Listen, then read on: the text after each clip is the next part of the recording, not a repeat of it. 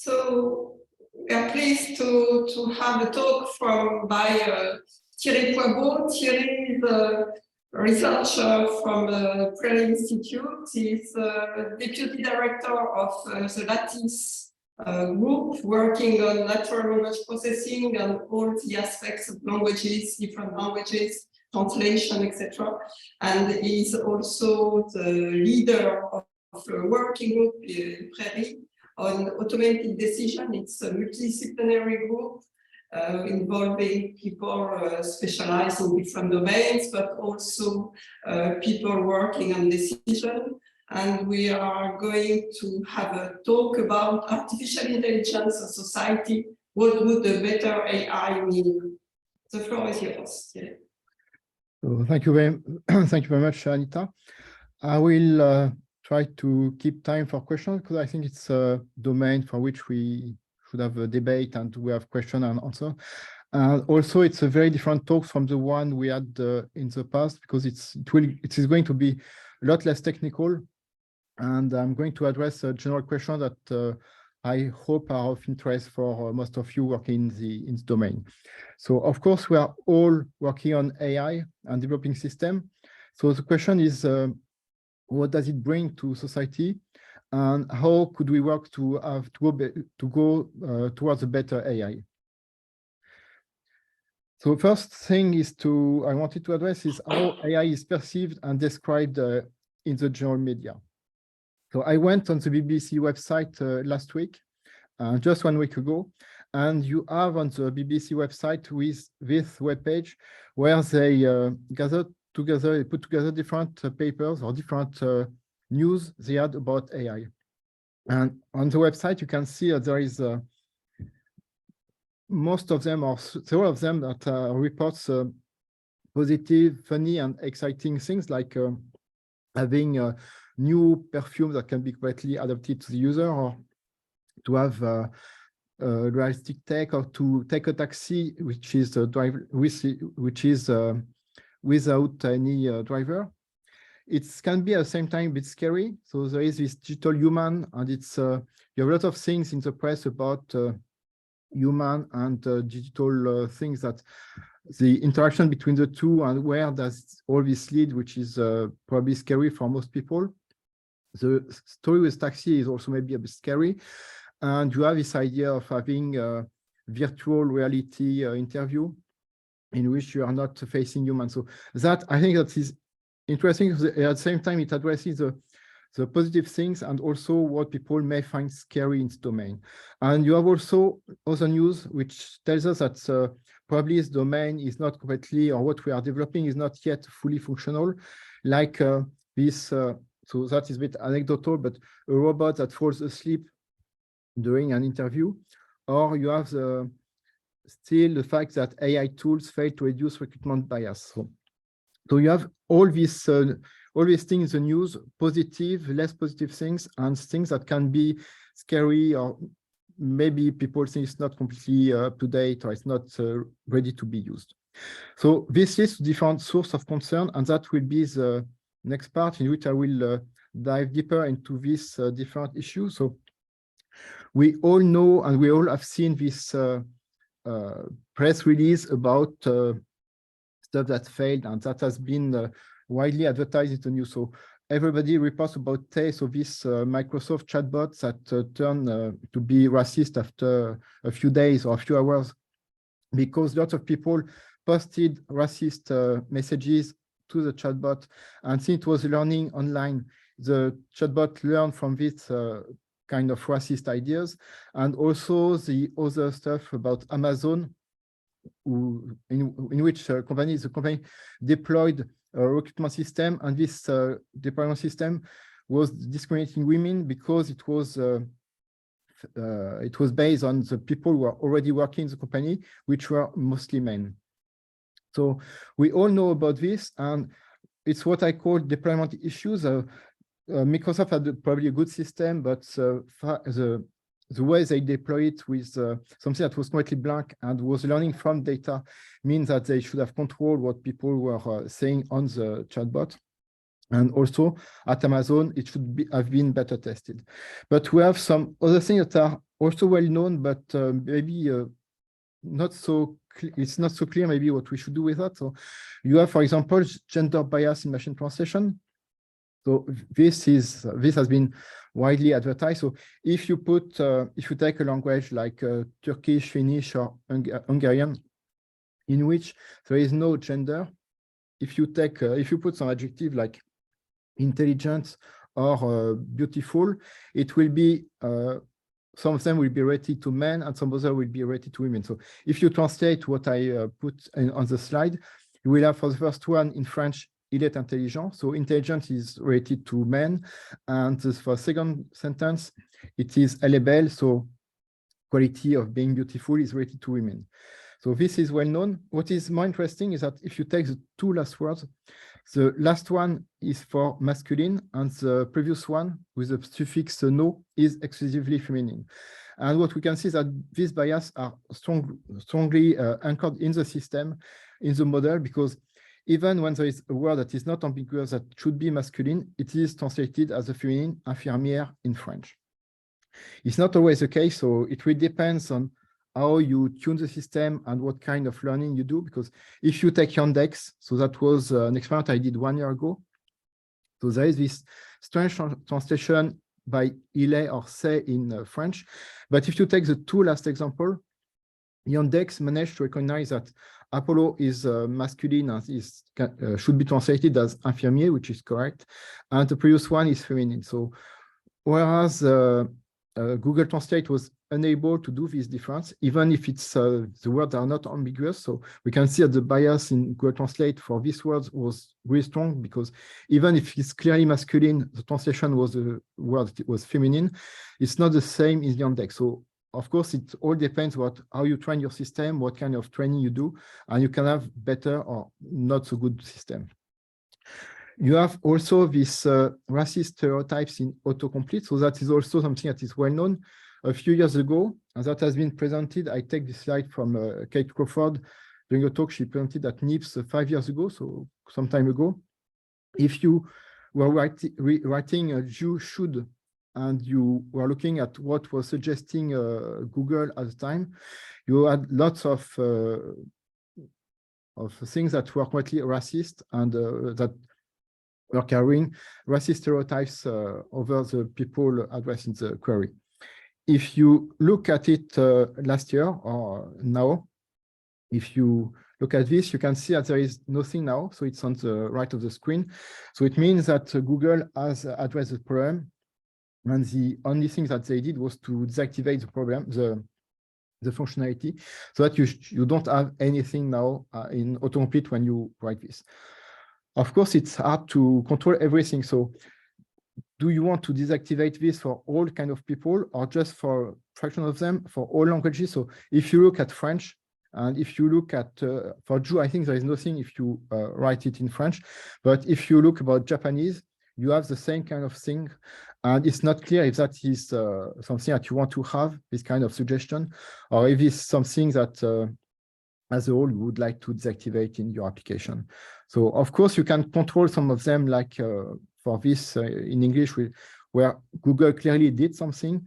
After, the question is to what extent you want to remove this kind of functionality.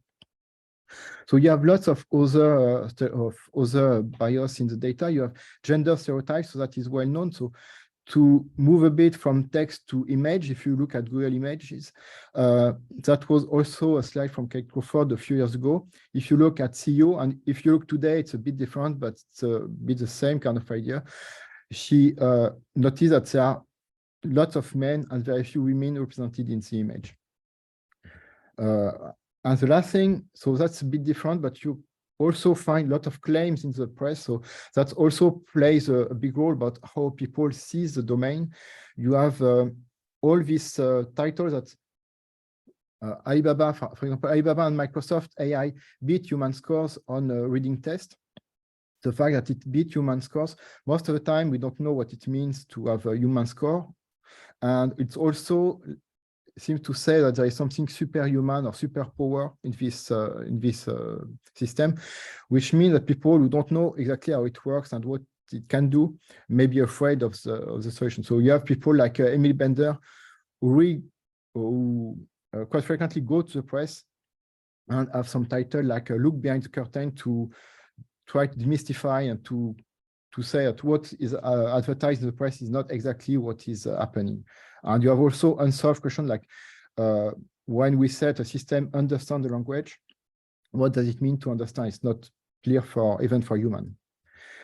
So when we see all this, we can ask ourselves, so what does the problem come from? What could we do? But first, not who is responsible, but where does the problem come from? What can we identify in all this? So, and that has been the source of many debates.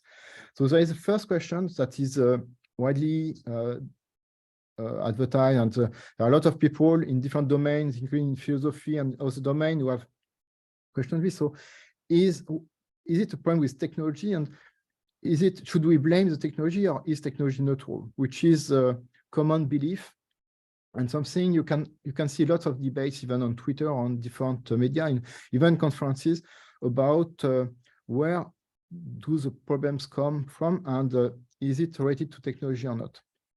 So we have lots of people who defend this idea that technology is neutral, and you have some arguments to defend this position.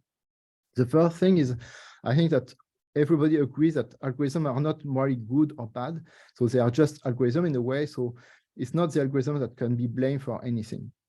And of course, what we can also see is that problems are generally not the result of a specific written piece of code. So it's not someone who decided to put this piece of code in the system. So there is, as is written on the slide, there is probably nothing in the code of Tay that is racist, or no explicit instruction in the code of the Amazon recruitment system that was saying we need to discriminate women in job application. So, of course, if we just stop here, we can say that the responsibility is not in the algorithm itself, but how it is trained and then used, which is a kind of evidence. But there are also arguments against this position. And this, we'll see that this is the position of most people. So, of course, the algorithm is neutral in a way, but it is nothing. The algorithm is nothing.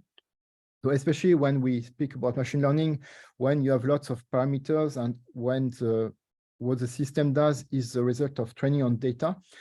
So it is nothing if we don't have access to parameters and the data. So we cannot separate. So the idea that we cannot separate, we cannot make a difference between the algorithm in itself and its parameters and the data. If we take in France what is called as APB or Parcoursup, so the algorithms affecting people to different position at university, we can say that Parcoursup or APB is a kind of neutral algorithm, but of course it's made of different parameters. So the algorithm doesn't do anything by itself, but it is the result of different parameters that can be adjusted by universities, by the different universities. So if we make the algorithm public, it does not tell anything about the policy of different universities and of the selection strategy. And of course, what people want to know when they are facing this system is not to know exactly what the algorithm is doing, because just having weight on different parameters, so that's quite simple in a way. But what we want to know is what are these weight and what are the different parameters.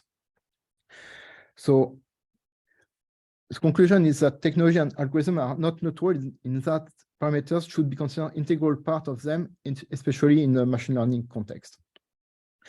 So then most people say that maybe the problem is in the data. If it's not the algorithm, of course, it's related to data they are trained on. So everybody more or less agrees on this. So the problem lies in the data. So you had this exchange on Twitter it was around 2 years ago, a bit more than 2 years ago.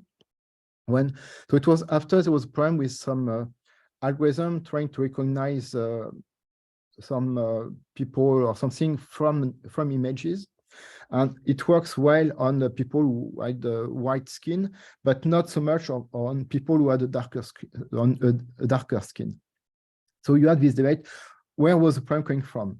And you have people, including Yann Lequin, who said that it's the system does nothing by itself. So he says that machine learning systems are biased as long when data is biased. So the problem is not in the system, it's just the data that was not okay. And if you just take a correct sampling, if you take a correct training system, data, so if data is representative of the population, you will have a system that will be accurate. And if you take some data that is not okay according to the target you have, it will not be correct.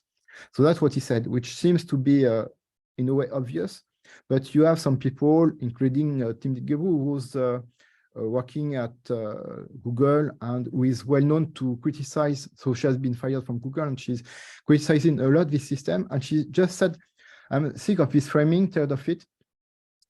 And many people have explained, but you don't listen to us. So what she says in this, as I interpret, because it's not completely explicit what she says, but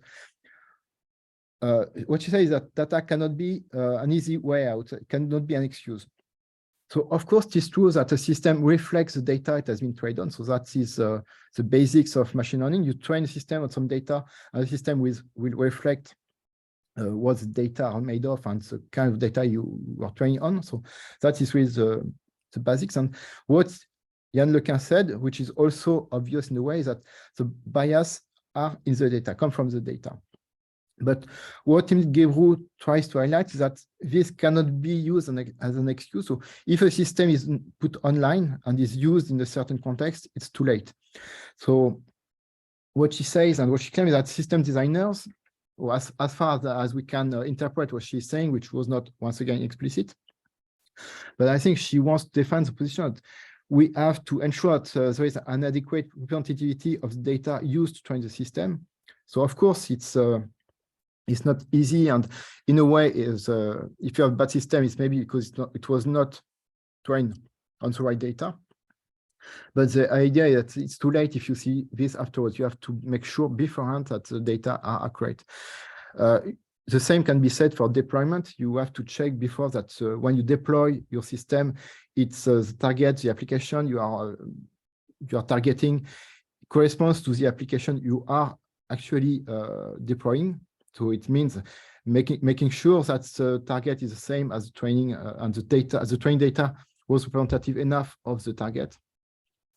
And what she says is that if you have too many bias in your data, it will entail, or in your application, it will entail discrimination, and discrimination is penally repressed. So you cannot just say, at some point, cannot just say it was just trained data, it was not accurate. You have to make sure that it was accurate, in fact.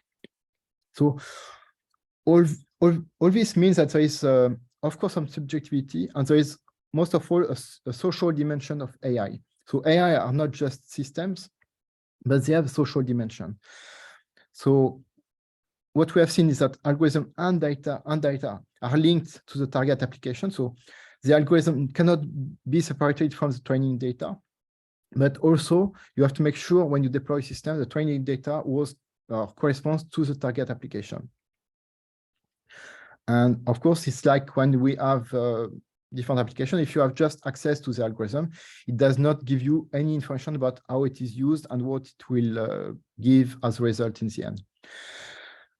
This is also, and maybe mostly, the position of Kate Crawford. So you can, once again, I will give the precise reference in the end, but you can see a video she presented, or what was recorded at NIPS 5 years ago, when she says basically that algorithms are not isolated and their value lies or is in the social impact they produce. So you cannot just analyze data or algorithm, but it's a whole, and you have to analyze how, when you put everything together, it has an impact on the population or on the people using the system. And of course, when we see this, and I will come back to it a bit later, we could think about algorithm certification. So that could have an interest, but as I've written, it's hard. So you could check. So certification is a way to check, to make sure that people have checked that the targeted population is represented in all its diversity in the training data as far as possible.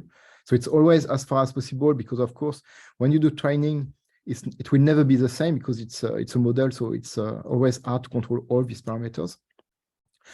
And you have to check that the algorithm corrects, or at least does not amplify the bias that were contained in the training data. So for lots of people like Thierry Poibeau, like Kate Crawford and many others, there is responsibility of system designers. So we cannot just blame the system, but there is also something that is the responsibility of system designers. So, of course, not everything can be predicted. When you deploy an application, people can use it in various ways, and it's hard to predict everything. But what we claim, or what I claim or they claim, is that normal and also extreme use can and should be taken into account. So, for example, you have to consider how a system may evolve if you are using a learning approach. So if you deploy a chatbot system like Tay, and it's completely a blank system, you have to see. So, of course, so the idea is that people, by interacting with the system, will make it evolve. The system will learn from the data. So, of course, you have to control to a certain extent what kind of interaction people have with the system, because this is crucial for the learning of system. It's at the heart of the system in itself. You have to test it accurately. So if you have a recruitment system like the one that was at Amazon, you have to make sure, and that is a responsibility of the developer, to make sure that there have been enough tests and no specific population will be discriminated thanks to this. You have to assume first that the system will use the system, because we see sometimes people who say, oh, but we were not planning that the people would use our system, but also that they will test it to the limit.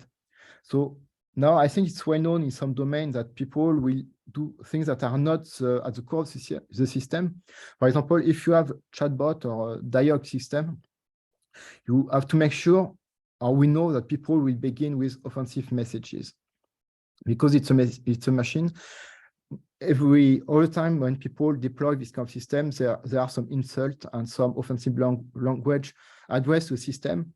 So you have to make sure that this system knows how to recognize this kind of interaction and send some appropriate messages to the user. You have also, that was with Tay, the fact that people can, if you have a learning system, you have to imagine the fact that people will probably do some questions, so they will collaborate together to send lots of messages to try to influence the system. So especially if you have a system, if it like Tay that was done by Microsoft, you can see that the most well-known, the most advertisements there is around your system, the most this kind of behavior is a danger. And also the last point is the fact that maybe not every application is good to develop. So that is a question as a researcher that we can have sometime. And there have been lots of debate last year about this system from Allen Institute called Delphi, where people could ask the system, is it okay to, and describing a situation, is it okay to do something? So this, I think, was an interesting use case, because initially it was developed as a way to explore moral bias in language models, so which is something that maybe has some interest from a research point of view, to see what kind of morality, of hidden beliefs there is in this system, which of course is hard to discover, or to uncover if you don't have something specific about this.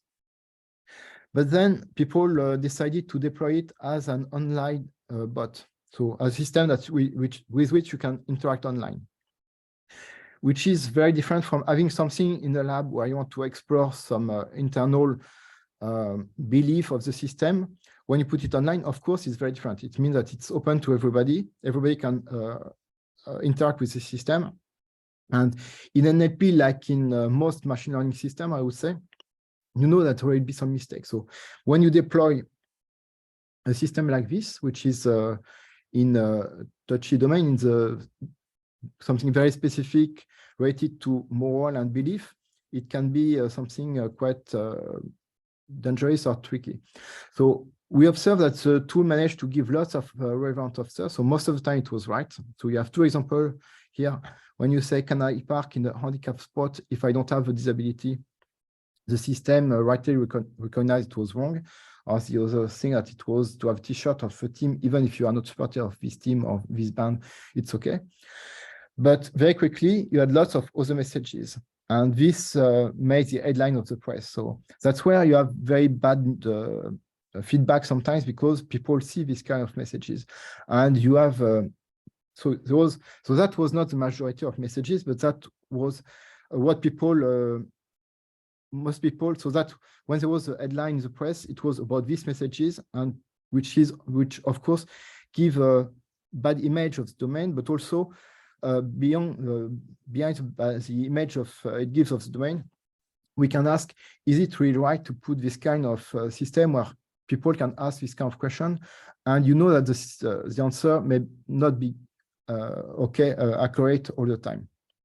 So it went online, and there was this this answer. So it was on Twitter, but there was a headline in The Guardian where one of the developers of systems say, so we have to teach AI ethical values because AI interacts with human, which is okay. And to do this, so she said that we had to develop a model, which is okay, but then the model went online. And what she also said that people outside AI are playing with the demo, where I thought only a researcher would play with it. So I think that's a bit strange, because if you put something online, of course, people will use it. So that's when we have to see if it's okay to deploy this kind of system, or if it should, do we want to develop it, and should it stay inside the lab, or should it go online? So I would like now that we have seen the problem and the different position of people about technology, about where they come from, and how to solve them, we can come to some practical solutions people have experienced so far. So there are first, I call it technical solution. In fact, it's not so technical, but the first thing is probably to check the adequacy of trained data with targeted application, which look obvious, and that is at the heart of machine learning. So, but in fact, and that is maybe the problem with what we do, is that most of the time we know that there is some kind of obvious solution that could exist, but in practice, it's very hard to put in practice. So in practice, we know that there is too much data to be checked. So if you take a language model, you are facing a terabyte of data, so nobody can read this. So, and that is not new. There was Mercer nearly 40 years ago, who says there is no data like more data, and that's still the case today. Most of the time, we are happy to learn from more and more data. So it means that the more we have, the more data we have, the less we can check what is inside the data, what is really what is the corpus we made of. And there are also some things that is especially frequent in industry.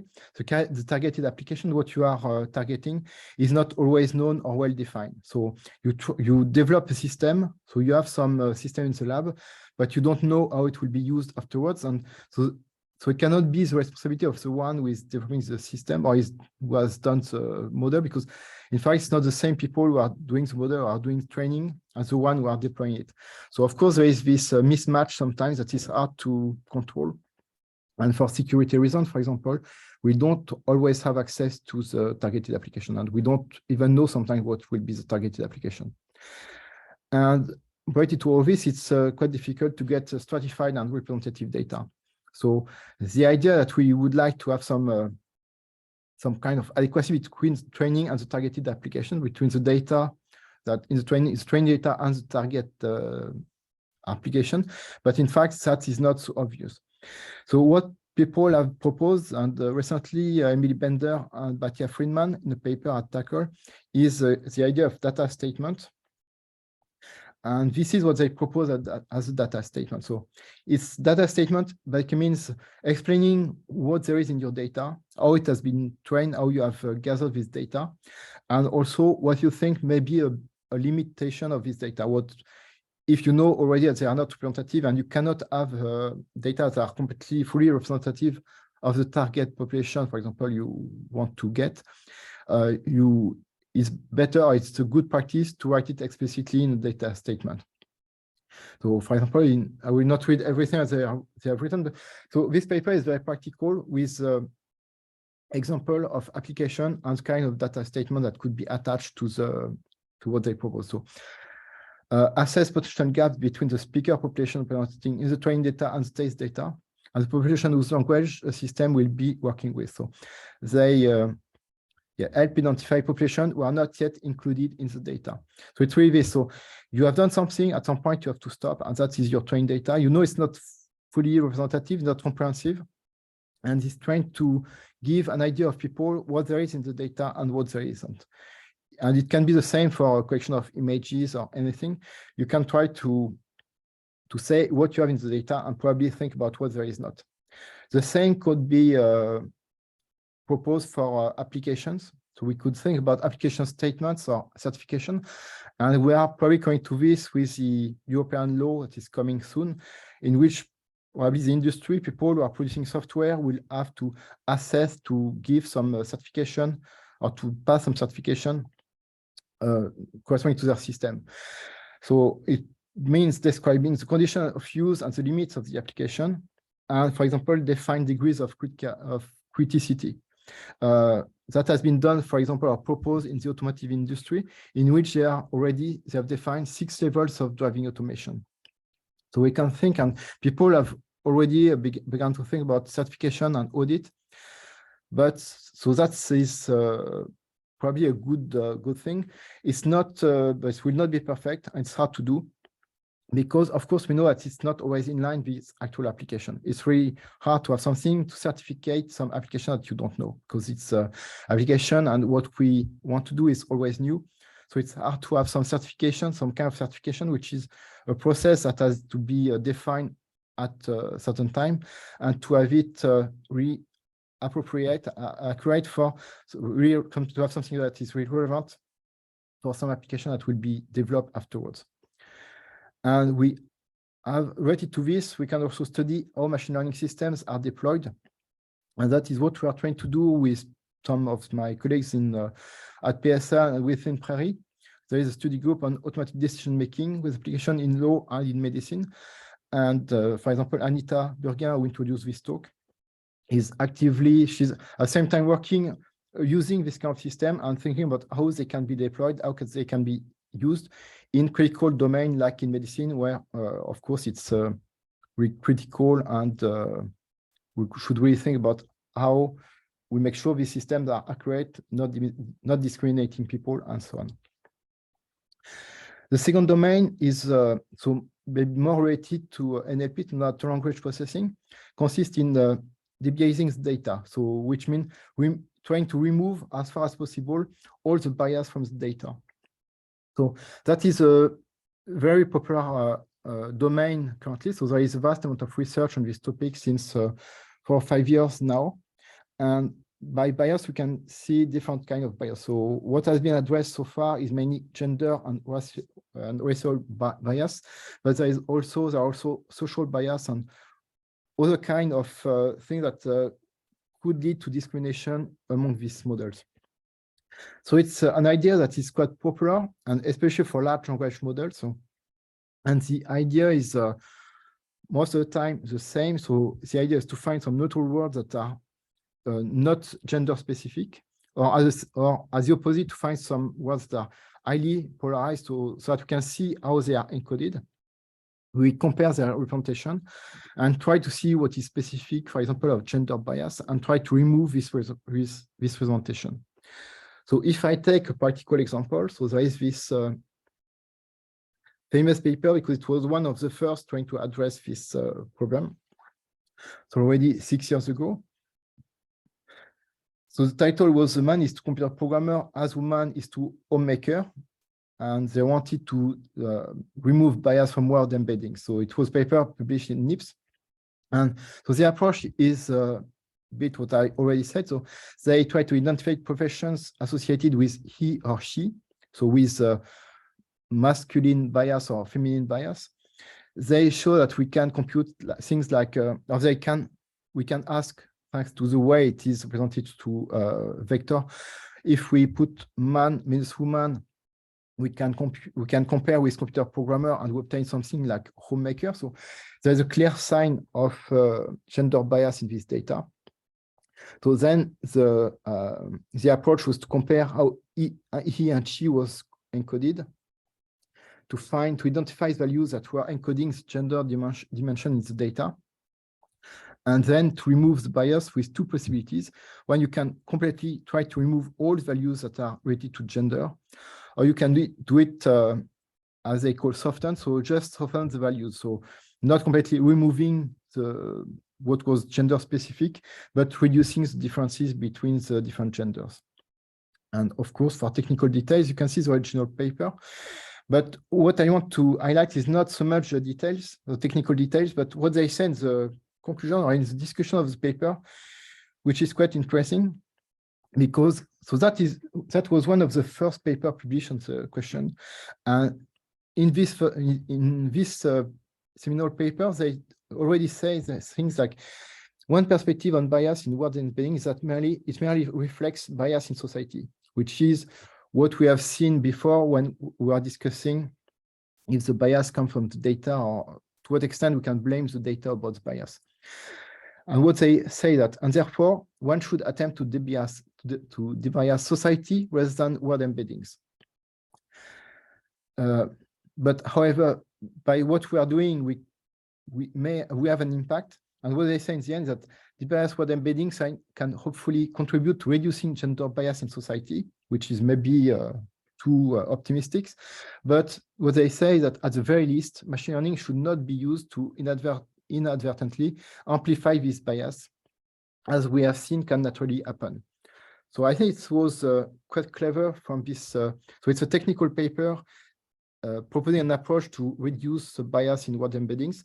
At the same time, they have this discussion, which is maybe not revolutionary, but which really pose a problem as we have seen so far, with discussing the relationship between the model and society. Where should we? Of course, it reflects what there is in society, and it would be better probably to work on society.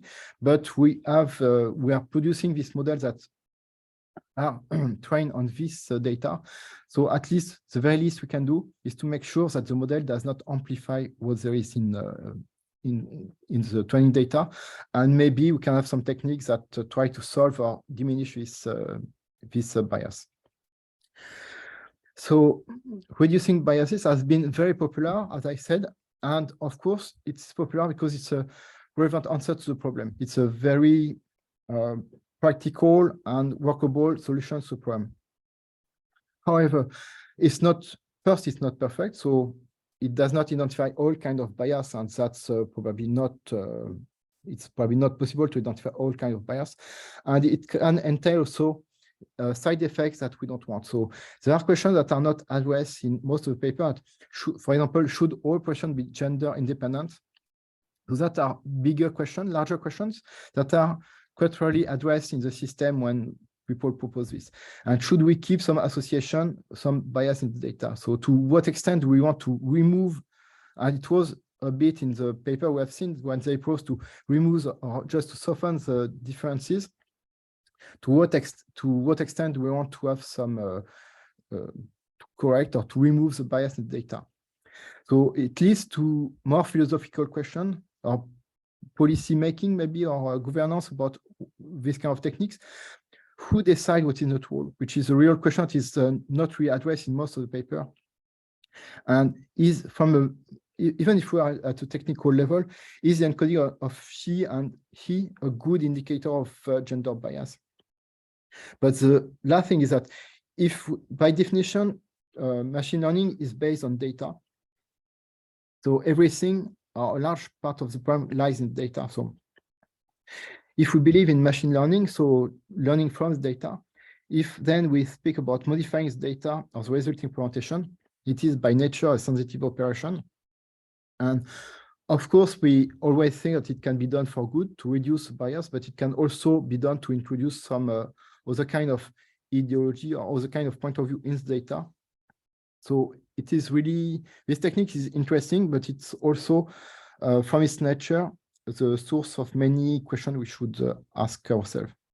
And there is, beyond all these experiments, the illusion of objectivity in machine learning, and because it has been largely applied to large language model in NLP. So of course, biases are linked to society, as we have seen, and that was discussed in Olubazi paper we have just seen. And most papers or most experiments done in the domain implicitly assume that there is a neutral implementation that is possible, in which we could remove all the bias. So we could remove all the bias and have something that would be perfect and that would be neutral. Whereas, so we don't need to have done a lot of philosophy to see that this is probably highly improbable. And we have recent papers published last year by a group of authors around Isabel Augenstein and Zarek Vazem was the first author about this embodied machine learning. And the subtitle was on the illusion of objectivity in NLP. And that is exactly the problem they pose, that we think we could remove all the biases from the data. But in fact, people who are developing this system are in a certain society, and this society has a certain point of view on different things, for good or for bad. And if we remove the bias, it means that it also removes our point of view. So it doesn't mean you should not remove bias from the data, but it just means that, in fact, this operation is not completely neutral and there is no objectivity. So we have to be aware of this at least. So the conclusion, so that we'll leave some time for discussion, is that there is nothing really new in this talk. It's just a very general observation, but the main message that we should think about the impact of AI system from the start, which is not always the case.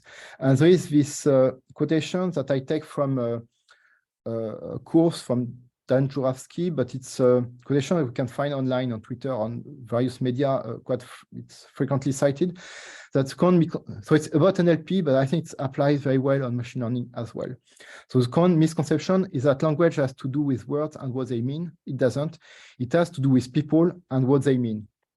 And when we work on machine learning, always, I would say always, we are not just developing machine learning system, but in the end, we are developing techniques that can be put online with in different domains and that have an impact on people. So of course, technology in itself is maybe neutral, but technology is not does not live by itself. It's just made by humans for humans, and that is what we want to address. To conclude, I will just finish with two things that we do within PRAIRIE. So the first one is a working group on AI and society, which involve people from PRAIRIE and from PSL as well. So it is supported by PRAIRIE, and you can have a look at the website to see what we do in this working group. We have organized public workshops, and there will be some to come in the near future. So, for example, we have organized a workshop about large language models and all kind of problems that there is behind this model, about the copyrighted data or the infringement of copyrighted data, all kind of things I've discussed at length in this talk about biases and so on. We organized last July a workshop on AI and environment to see that AI is maybe the cause of some harm, but also propose some solution to some problem in the environment, and also AI and the evolution of work. So that's a different topic, but for example, I am personally interested in machine translation. We can see that it's people working in this domain have some are not replaced by automatic systems. The automatic system are more and more used in this domain, and it changed a lot the way people work. So that's this workshop is a opportunities to discuss these issues and to see what AI brings to the domain, how it changes the way we work or the way we live, and what can be negative and what positive impacts they can have at the same time. We have a working group on automatic decision making. So I already spoke about this. So with Anita Berguin with an expert on the deployment of this kind of system or the use of this kind of system in the medical domain, and Thierry Poibeau, who is studying this kind of domain in law, in the legal domain. So of course, these systems are more and more used. So it's interesting to see how they are used in what kind of process. And what is interesting is not the system in itself, but the fact that it is put in place with people. So here again, we see the social impact of AI. You have some decision system, you have some automatic system, but the system are not used directly. They are most of the time used with some people around to check the decision, to discuss the decisions. And so it helps people, but it does not replace people. And we are organizing in 2 weeks an intensive weeks on ethics and AI in Paris. And the last point is something that is ongoing since 2 or 3 years ago. We have the Chair Abeona ENS Obvia. So that is a annual fellowship given to someone working on questions around AI and social justice. So the fellow for the year to come is Anne-Sophie Hulin, who is from University of Sherbrooke in Canada, but who will spend some time in France, especially next year. And she worked on so things related to what I've presented so far, data trust and governance. So basically about the privacy and data. So she will especially work with the Health Data Hub to see the application to health data. So to the health domain, how we can distribute, share the data by nature private, but to some different organizations while ensuring the anonymization and so the fact that we share enough data, but just the amount of data that is useful for the application. And so on. So I think that will be really interesting, and it will give a different view from someone from the legal domain on these questions that are not just related to computer science, but need to involve lots of people with different backgrounds. And the past fellows, you have maybe seen their work so far, was Ken Gentley last year about minorities and how they are represented on the internet. And Kate Crawford, I have widely cited her work so far, so about the general social impact of AI and the way we are using these techniques. So there are various resources that are available. So I greatly advise or recommend the video of Kate Crawford at NIF. So it's a video, it's quite easy and easy to watch. It's an easy introduction to the domain, and it gives lots of tips and things. So more recently, she has published Atlas of AI, and you have also the webpage of Barbara Bender that I talk about, who is quite frequently writing in the press about claims about what AI can do or cannot do. And also you have lots of course online, and especially the one on Dav Jurafsky if you are working on NLP, which is quite interesting. So thank you. I will stop here, and so that it will give us some time for question and answer. Thank you very much. Thank you very much, Thierry, for this talk at the intersection between science and ethics and all the humanities that should be put into our algorithms. We should have lots of questions or comments from the audience. Who wants to start?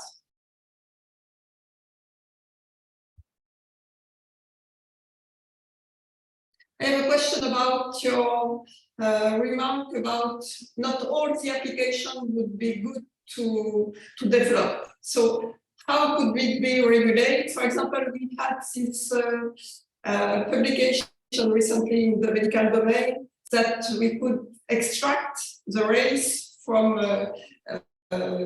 chest scans or images that are not considered that being associated with some race or even some specific characteristics of the body of the people. So how could we prevent people from developing such kind of algorithms? How could we do, because there are bias in the data, there are lots of possibilities to generate new knowledge about the data, about individuals. So how could we do that? Unfortunately, so I don't have the answer about this, but I think it's also about, so there is development and deployment. So in the case I've presented on moral belief in the language models, I think it's maybe fair and useful to do it internally. After the idea, it's more the idea of deploying it as an application or something online where that everybody can use, that is more debatable. I think there should be ethics committee, or that maybe if you know that, like in the medical domain, before deploying a system, people would probably have some ethics committee, and I think that's where we are going with the law, European law, and that will be transposed in all countries. That to develop a system, you will have to prove certain things, which is not clear. So after, it's hard to give a precise answer because it's all depends on the different application and what you want to do. But so it's hard to have some general answer. But I think there will be some kind of certification and some to put some quality insurance that data fits with what you want to do. But it all depends on the domain, on the kind of application, on the target, I think. So it's not very precise, but I don't think I think it's a job of all of us, and also with people from outside, to think about this kind of issues. Okay. Other questions?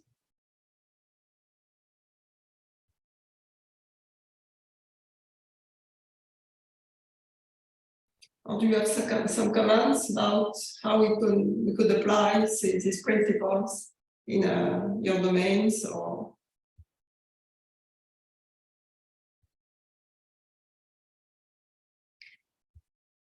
regarding the language, you've mentioned that it could be neutral regarding, for example, men and women, but if we have this kind of language that could be neutral for about gender, but it could be also about poor and rich, it could be also about race, it could be about many things that are that impact the society nowadays. So is it language models that would be reduced, that would be a small model without all the possibilities that are proposed in different languages? So what would be the consequence of doing that?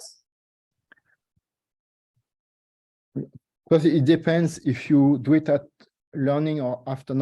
Generally, it's done after learning. So you have this big model, and you can tune the system to try to remove this kind of information. After, it's also once again depend on the application you want to develop. Because, for example, you have some sometimes it goes as far as addressing the number of pronouns to have some gender corpora, to have the same number of pronouns, feminine or masculine pronouns, which does not really make sense, because it really depends if you address something for, it really depends on the application you want to address. So yes, if you remove some data, it will probably, in fact, you don't remove the data, you just, once you have trained your system, you go inside the representation and try to remove some of the values, or try to substitute some of the values, which greatly depend on the application. But that's, I think, so we know how to do this. It's quite easy. No, I don't think it's easy, but technically it's just in the end removing some value. So, but the fact is that, as you say, we don't know what is the impact, because values are not isolated. So maybe when you calculate something else afterwards, these values are combined to do something different, first of all. And also, yeah, I think the main question is where do we begin with, where do we go, and who can control exactly what's going on there? I see. There is a question from someone who has no microphone, but you yes. can, I think you can put you question can write in the chat. it in the, please write your question in the dialog box.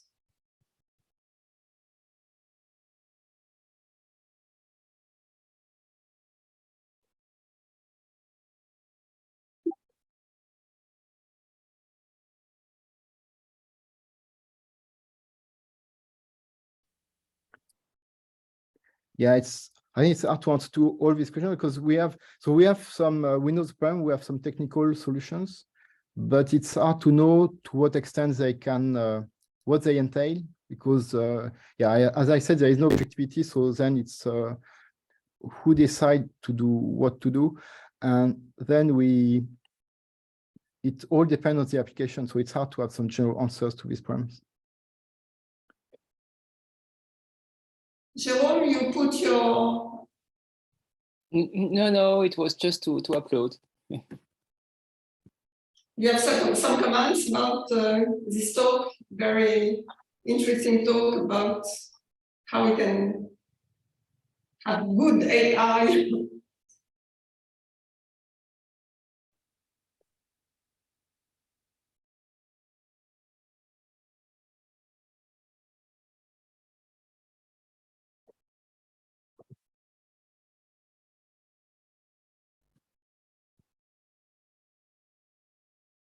I'm not sure that we have the question from the audience that hasn't been written, so last chance to ask a question.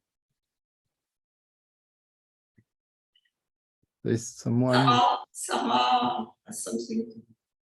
Hello, I don't know if you can hear me well. Yes. Okay, thank you so much again for this presentation.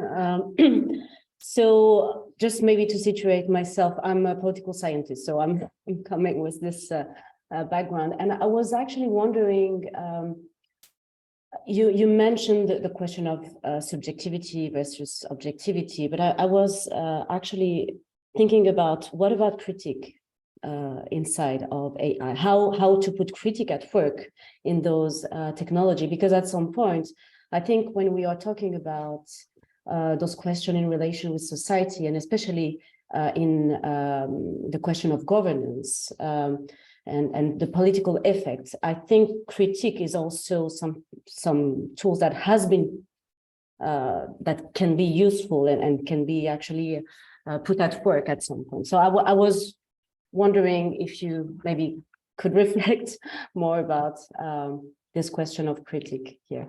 Thank you. Yes, so that's a bit different, but also, of course, related.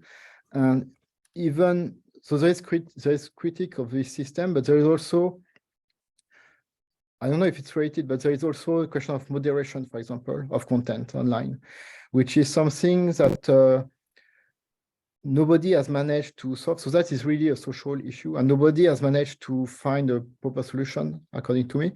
So you have companies who say that it's a government that should provide laws, and they will conform themselves to law. And there is people who, governments who are facing at the same time a strong movement of disbelief in what they say. So if they want to put a law about this, they will, people will use it as complotism and will complain that the government tries to make them not be able to say what they have to say. So it's so in fact governments rely a lot on different companies, and companies say it's a fault of the government, and it's hard to find something in between. So people, so there is this big consortium, international consortium, where people are discussing, but so far it has not proven so useful. So you have the European law with trying to do something at European level, but it's a hard question. And after you have also people who are external to domain, who have critics, or even people inside the domain who have critics. You can see online, like some people who say that the system are dangerous. Language model, in fact, we can generate lots of data, is dangerous. And some people who say, yes, but this system don't understand anything, so it's just a matter of people using them. So even between researchers, it's a debate where there is. So I think the only solution we can promote, which is maybe does not solve anything, but is to have at least more discussion and to have different people discuss openly about this. It's so it's quite general. I understand it may not be very appealing to have a talk about this and just say this because it's quite general and does not give practical solution. But I think in the end, that's really what we need. And there is not so many debate about this. There is big headlines to say that the technology can do a lot, and people will say, I don't believe it in technology. Both sides maybe have some good points. In some context, it can do something, and in other contexts, it can be very negative. So we need to have some more fine-grained discussion, taking different things into context. And also the fact that there is, I think lots of scientists believe in objectivity. So already if we have a subjectivity, if we recognize that we have different point of view, it's hard to find a proper solution. You have, so it's different, but the fact that Trump was saying horrible thing on Twitter, but the fact that Twitter, a private company, can remove the President of America from the network, both sides was, it was hard to find an appropriate solution. And so everything is discussed, but I think we should at least continue to discuss to see that at least discussion will maybe not solve anything, but would help show that there is some, it's not a black and white problem, but there are some discussion, different point of view. And I think that will, I'm not sure it will give a solution, but it will at least help showing that there is debate and we should speak about it. Thank you very much. I guess it's 3 o'clock, so we have to close the session. Thank you all for your questions, for your comments, and many thanks to Thierry for this. Thank you for the invitation. Thank you. Thank you.